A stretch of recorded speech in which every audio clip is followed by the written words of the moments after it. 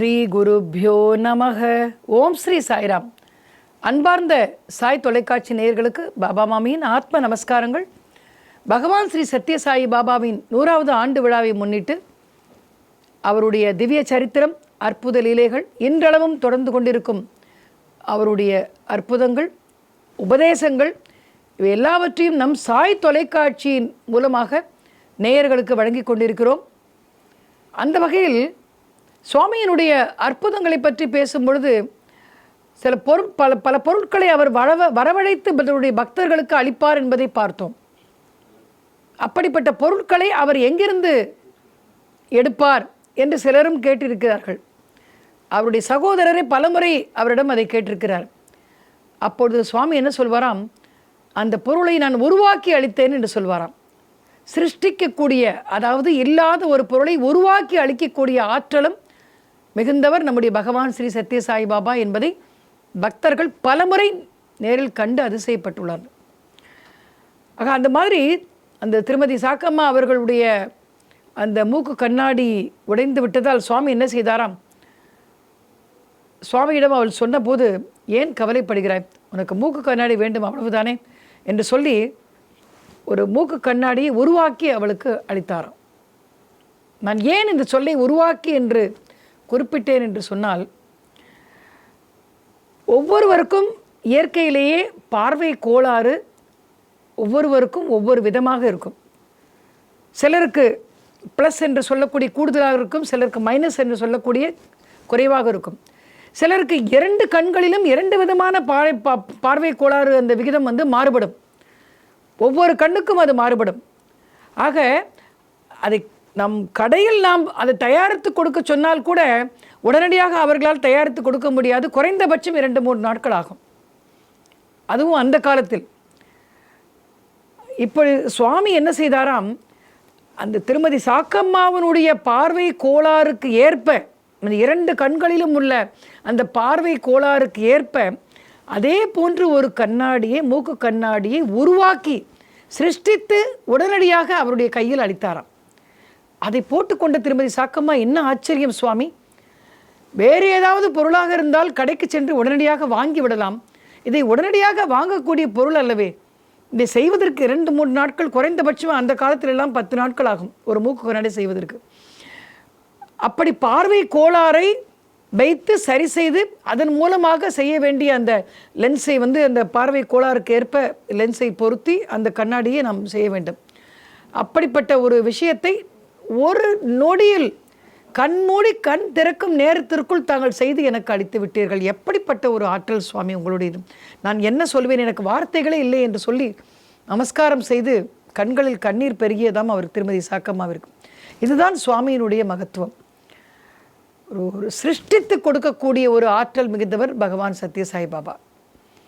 அது நம் மூக்கு கண்ணாடியை பற்றி பேசுகிறோம், வைர மோதிரத்தை பற்றி பேசினோம். ஆனால் தண்ணீருக்குள் தன்னுடைய கைகளை நுழைத்து அதை எரிபொருளாக, தண்ணீர் எங்கேயாவது எரியுமா, அதை எரிபொருளாக, அதாவது பெட்ரோலாக மாற்றிய ஒரு அற்புத நிகழ்வையும் நாம் இப்போது பார்ப்போம்.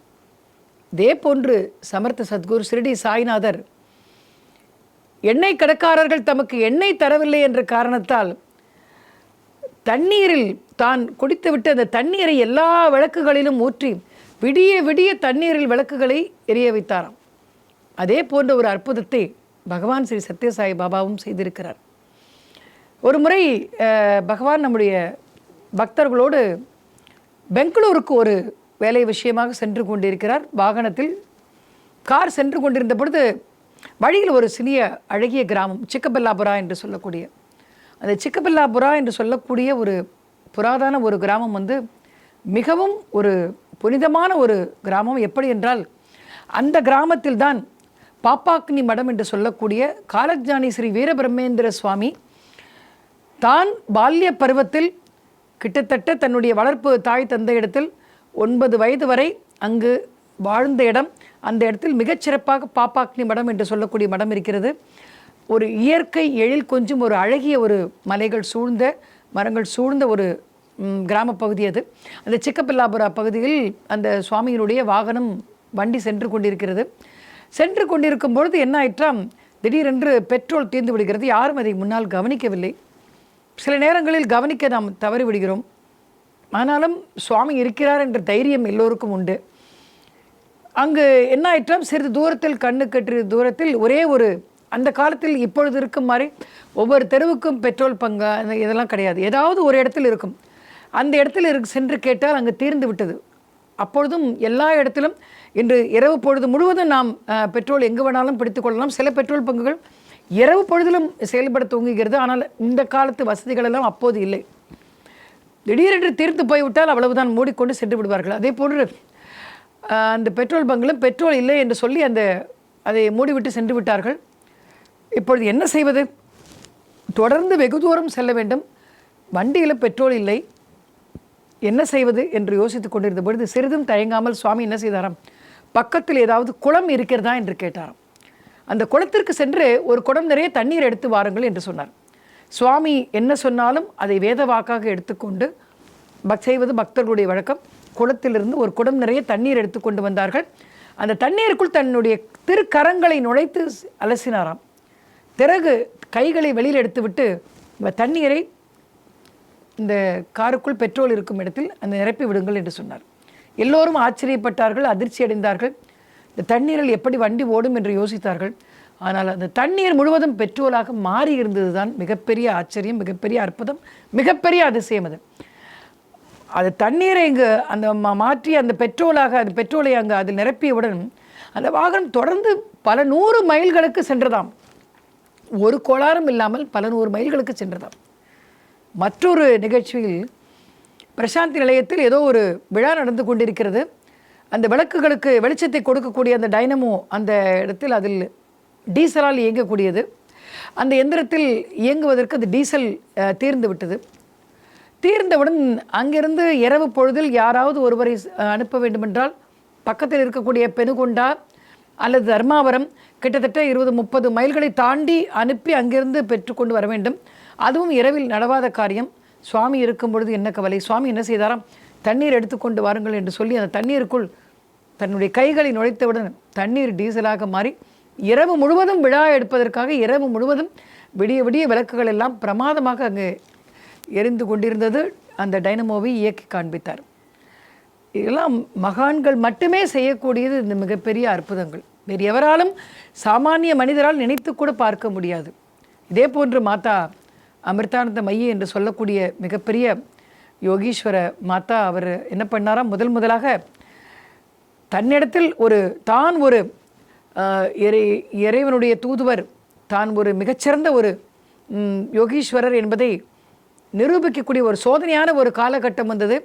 அப்போது அந்த ஊரில் உள்ள எல்லோரும், நீ சாமானியவள், ஏன் இவ்வாறு வேடம் போடுகிறாய், நீ உண்மையிலேயே இறை சக்தி உன்னிடம் இருந்தால் அதை நிரூபித்து காண்பி என்று சொல்லிவிட்டு ஒரு பெரிய ஒரு பாத்திரம் முழுவதும் தண்ணீரை நிரப்பி கொண்டு வந்தாராம். உடனே அவர் சிரித்து கொண்டே மாதா அமிர்தானந்த மைய தன்னுடைய கைகளை திருக்கரங்களை அந்த தண்ணீருக்குள் நுழைத்தவுடன் அது முழுவதும் அப்படியே ஒரு வெண்மை நிறத்துடன் ஒரு அற்புதமான சுவையை தரக்கூடிய ஒரு பாலாக மாறியதாம். இது போன்ற பல்வேறு அற்புதங்களை மகான்கள் நிகழ்த்துகிறார்கள், இன்றளவும் நிகழ்த்தி கொண்டிருக்கிறார்கள். அவர்களுக்கு தண்ணீரும் ஒன்றுதான், பாலும் ஒன்றுதான், பெட்ரோலும் ஒன்றுதான், டீசலும் ஒன்றுதான். எல்லாவற்றிலும் அவர் எல்லாவற்றையும் திரவமாக பார்க்கக்கூடிய இயல்பு அவர்களுடையது. எதை வேண்டுமானாலும் எப்படி வேண்டுமானாலும் மாற்றக்கூடிய ஆற்றலும் அவர்களிடம் உள்ளது. நம்ம இப்போதெல்லாம் கன்வர்ஷன் என்று சொல்லுகிறோமே, இந்த வாயு அந்த வாயுவாக மாற்றி, இந்த சக்தி அந்த சக்திக்காக மாற்றி, இதை எப்பொழுதே எல்லா மகான்களும் செய்து காட்டிவிட்டு போயிருக்கிறார்கள். இப்படிப்பட்ட அற்புதங்கள் நம்முடைய தேசத்தில் மட்டுமே நிகழ்ந்து கொண்டிருக்கிறது. இது நம்முடைய தேசத்தில் வாழ்வதற்கு பிறந்து வாழ்வதற்கும் நாம் புண்ணியம் செய்தவர்கள் என்றே சொல்ல வேண்டும். ஆக அவ்வாறு அந்த பெட்ரோலையும் டீசலையும் வரவழைத்து இது போன்ற பல நிகழ்வுகளில் இது போன்ற அற்புதங்களை சுவாமி நிகழ்த்தி இருக்கிறார். ஆனால் இது தண்ணீரை பெட்ரோலாக மாற்றக்கூடியதோ அல்லது டீசலாக மாற்றக்கூடிய நிகழ்வோ எதுவாக இருந்தாலும் என்னால் இதை செய்ய முடியும் என்ற ஒரு உணர்வோடு அதை செய்வதல்ல. மேலும் அதை ஒரு விளம்பரத்திற்காகவோ அல்லது தன்னை முன்னிலைப்படுத்திக் கொள்வதற்காகவோ சுவாமி எதுவும் செய்ததில்லை.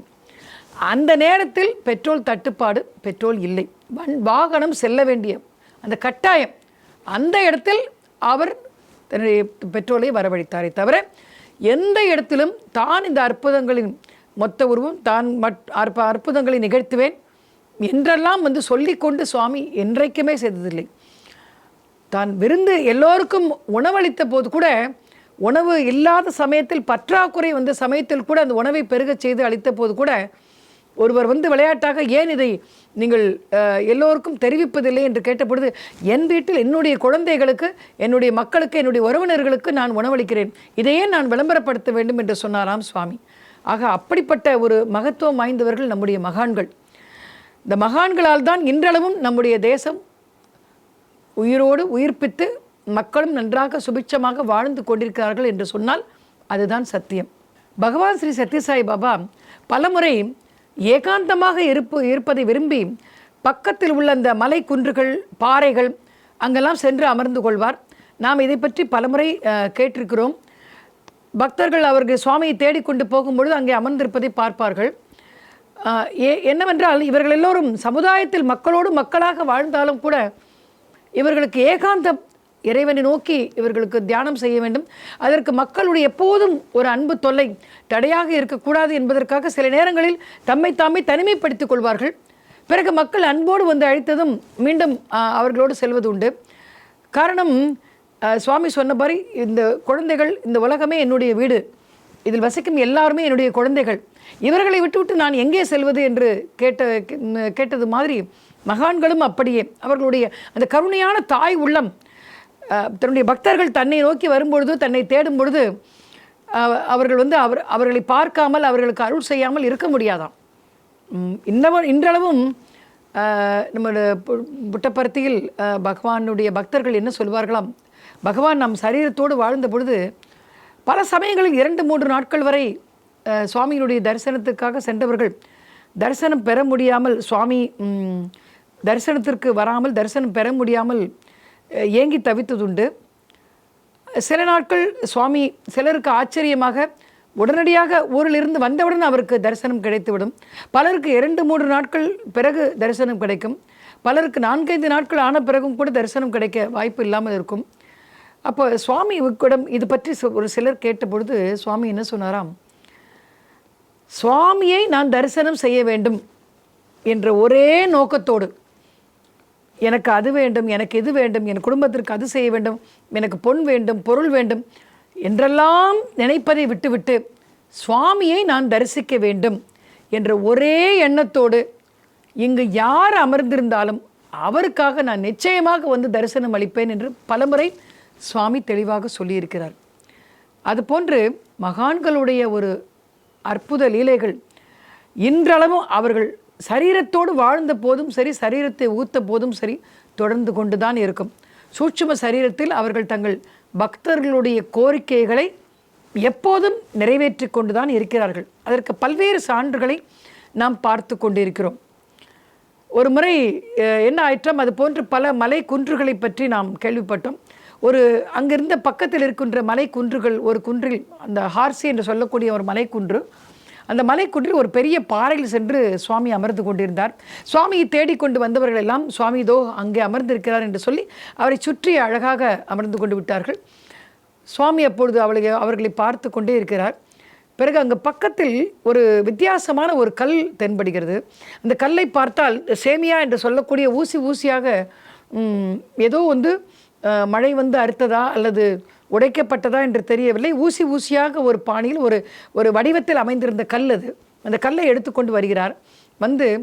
இந்த கல்லினுடைய மூலக்கூறுகள், அதாவது ஒரு பொருள் உருவாவதற்கு என்ன மூல காரணமாக இருக்க முடியும், அந்த மூலக்கூறுகள் என்ன என்பதை நம் வேதியியல் இது மூலமாக நாம் கண்டுபிடித்து நாம் சொல்கிறோம்.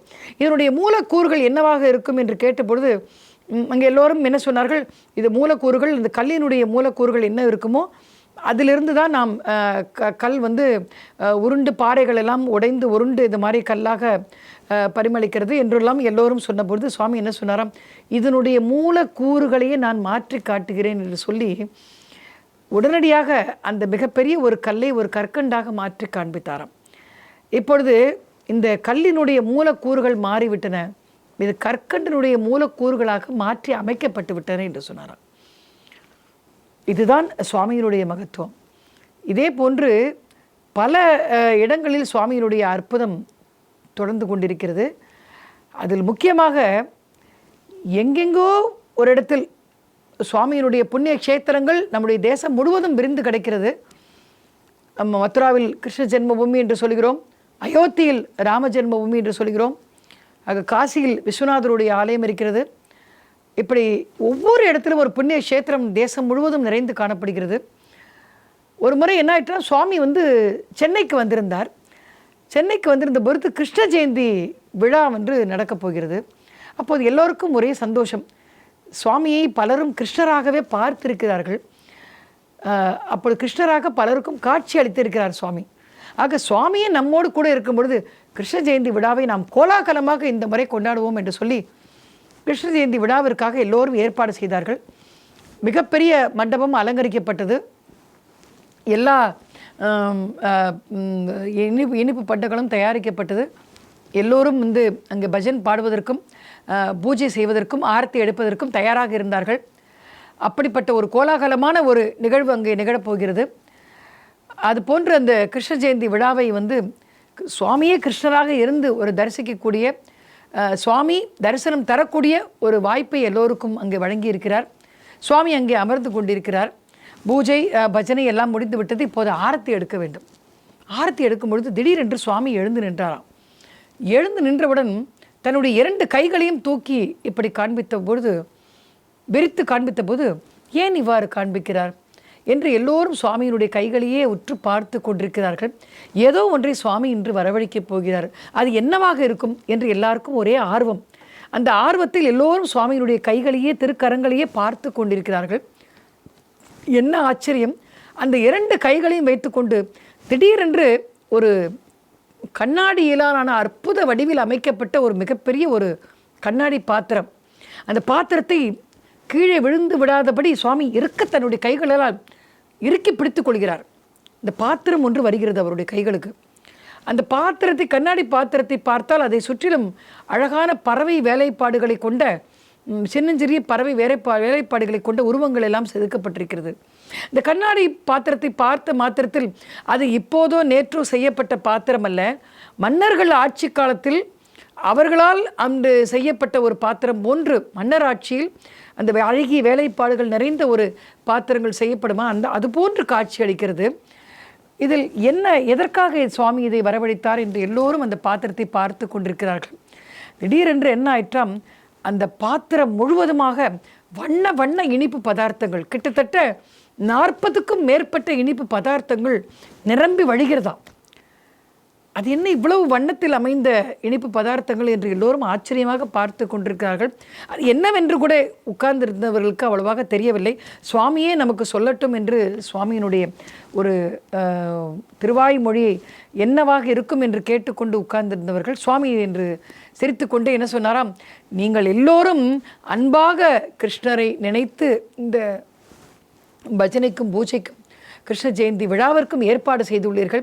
உங்களுடைய பக்தியை கண்டு மகிழ்ந்து நான் பிருந்தாவனத்திற்கு சென்று, பிருந்தாவனத்திலிருந்து அங்கு கிருஷ்ணர் வளர்ந்த அந்த அற்புதமான இடத்தில் பிருந்தாவனத்திலிருந்து கிருஷ்ண பரமாத்மா அருளிய அந்த சகலவிதமான இனிப்பு பதார்த்தங்களையும் உங்களுக்காக வரவழைத்துள்ளேன். எல்லோரும் இதை பிரசாதமாக எடுத்துக்கொண்டு எல்லோருக்கும் என்னுடைய ஆசீர்வாதம் உண்டு என்று சொல்லி எடுத்துக்கொள்ளுங்கள் என்று சொல்லி கொடுத்தாராம். அதில் கிட்டத்தட்ட 40க்கும் மேற்பட்ட பிரசாத வகைகள். அதுவும் அது ஆச்சரியம் என்னவென்றால், அது நம்முடைய தென்னகம் என்று சொல்லக்கூடிய, சவுத் இந்தியா என்று சொல்லக்கூடிய இங்கு தயாரிக்கப்படும் உணவு பதார்த்தமே இல்லை. அது எல்லாமே நார்த் இந்தியா என்று சொல்லக்கூடிய வட இந்தியாவில் தயாரிக்கப்படும் உணவு பதார்த்தங்கள். குறிப்பாக பிருந்தாவனத்தில் கிருஷ்ண ஜெயந்தி விழாவின் போது தயாரிக்கப்படும் உணவு பதார்த்தங்கள் அது. அப்படிப்பட்ட உணவு பதார்த்தங்களை அதுவரை சுவைத்தே அறியாதவர்கள் அன்று அப்படிப்பட்ட ஒரு பாக்கியம் எல்லோருக்கும். நம்முடைய ஒரு கிருஷ்ண ஜெயந்தி விழாவில் பிருந்தாவனத்திலிருந்து நமக்காக சுவாமியே தன்னுடைய கையில் பகவானே ஸ்ரீ கிருஷ்ணரே பிரசாதத்தை வரவழைத்து தமக்கு அளித்திருக்கிறார். இதை விட என்ன பாக்கியம் வேண்டும் என்று எல்லோரும் ஆச்சரியப்பட்டார்களாம். சுவாமி சில சமயங்களில் நிறைய பொருட்களை வரவழைத்து தருவதுண்டு, பொருட்களை உருவாக்கி தருவதுண்டு. எல்லா அற்புதங்களையும் ஏராளக்கணக்கானோர் நேரில் நின்று பார்த்து சாட்சியாக கண்டு வேந்திருக்கிறார்கள். இதில் விட ஆச்சரியம் என்னவென்றால், ஏதாவது ஒரு மண்டபத்திலோ அல்லது வனத்திலோ அல்லது மணற்பரப்பிலோ அல்லது யாராவது ஒருவருடைய வீட்டிலோ சுவாமியை அழைத்திருக்கிறார் என்று வைத்துக்கொள்வோம்.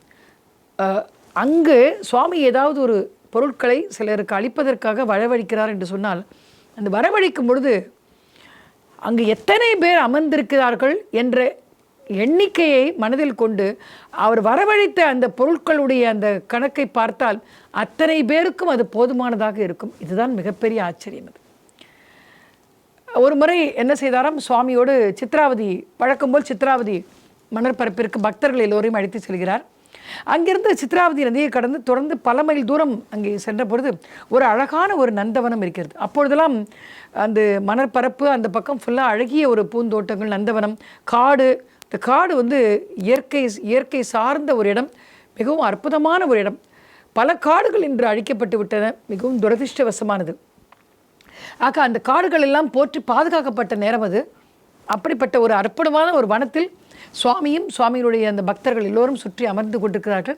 சுவாமி அங்கு ஒரு பாறை மீது வனமாலி ராதாரமணா என்று புகழ்வதைப் போல போற்றுவதைப் போல அங்கே பாறை மீது ராதாரமணனாக அமர்ந்திருக்கிறார். சுற்றி அவர் பக்தர்கள் எல்லாம் அமர்ந்திருக்கிறார்கள். அவர்கள் அங்கே கையில் ஒவ்வொருவராக எடுத்து கொண்டு வந்த ஆகாரத்தை சுவாமிக்கும் அளித்து அன்போடு அவர்கள் சாப்பிடுகிறார்கள். பிறகு அங்கு தேநீர் தயாரித்து எல்லோருக்கும் அளிக்கப்படுகிறது. அப்பொழுது கற்கண்டை வரவழைத்து எல்லோருக்கும் பிரசாதமாக அளிக்கிறார்.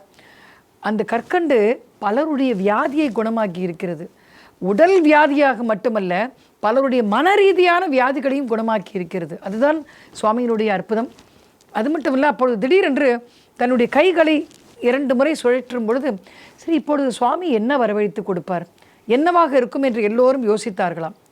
கைகளை 2 முறை இப்படி சுழற்றிய பொழுது அந்த கைகளிலிருந்து ஒரு புகைப்பட கட்டு ஒன்று, நிறைய புகைப்படங்கள் நிறைந்த ஒரு கட்டு ஒன்று கையிலிருந்து வெளிப்பட்டதாம்.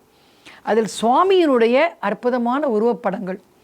இதில் என்ன ஆச்சரியம் என்றால், அங்கு எல்லோருக்கும் கொடு என்று சுவாமி கொடுத்து விட்டார்.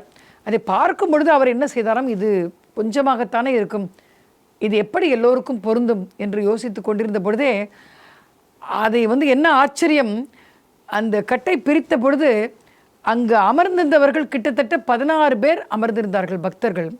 அந்த கட்டை பிரித்து அந்த எவ்வளவு புகைப்படங்கள் இருக்கிறது என்பதை எண்ணிக்கொண்டிருந்த பொழுது 16 புகைப்படங்கள் மிகச் சரியாக அளவாக இருந்ததாம். ஆக 16 பேர் அங்கு அமர்ந்திருக்கிறார்கள். அவர்களுக்கு 16 பேருக்கும் அது போய் அந்த ஆசீர்வாதம் போய் சேர வேண்டும் என்று. பொதுவாக மகான்கள் எல்லாமே மழை மேகத்தை போன்றவர்கள், சூரியனை போன்றவர்கள், சந்திரனை போன்றவர்கள். அவர்கள் எல்லோரும் பாரபட்சம் இல்லாதவர்கள். எல்லோருக்கும் என்னுடைய அனுகிரகம் போய் சேரும். பகவான், நாம் என்னை உண்டு என்று நினைத்தாலும், நான் இல்லை என்று நினைத்தாலும், என்னை கடவுள் என்று நினைத்தாலும் அல்லது சாமானிய மனிதன் என்று நினைத்தாலும் அதை பற்றி எனக்கு கவலை இல்லை. என்னுடைய அருள் எல்லோருக்கும் கிடைக்கும், என்னுடைய ஒரு ஆசீர்வாதம் எல்லோருக்கும் கிடைக்கட்டும் என்றுதான் மகான்கள் எப்போதும் விரும்புவார்கள். எப்போதும் கருணையின் அடிப்படையில் எல்லோருக்கும் உதவி செய்வார்கள்.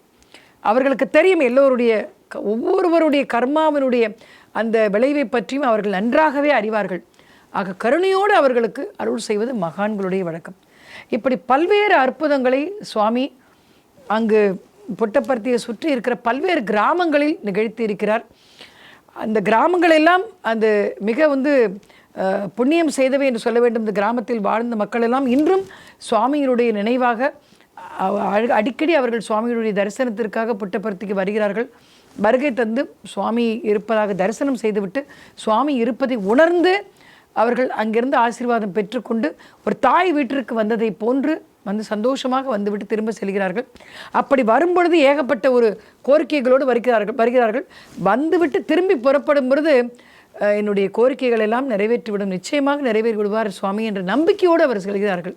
அப்படி நம்பிக்கையோடு சென்றவர்களுடைய கோரிக்கைகள் எல்லாமே சுவாமியால் நிறைவேற்றி வைக்கப்பட்டன, இன்றளவும் நிறைவேற்றி பட்டு கொண்டிருக்கிறன என்பதுதான் உண்மை. அப்படி சுவாமி செய்து கொண்டிருந்த தொடர்ந்து அவருடைய அற்புதங்களையும் மிக நன்றாக இருக்கக்கூடிய அந்த உசிதமாக இருக்கக்கூடிய ஒவ்வொருவருக்கும் பார்த்து வழங்கக்கூடிய இந்த உபதேசங்களையும் நாம் இங்கு தொடர்ந்து நம் சாய் தொலைக்காட்சியின் வாயிலாக நாம் காண்போம். ஓம் ஸ்ரீ சாய்ராம்.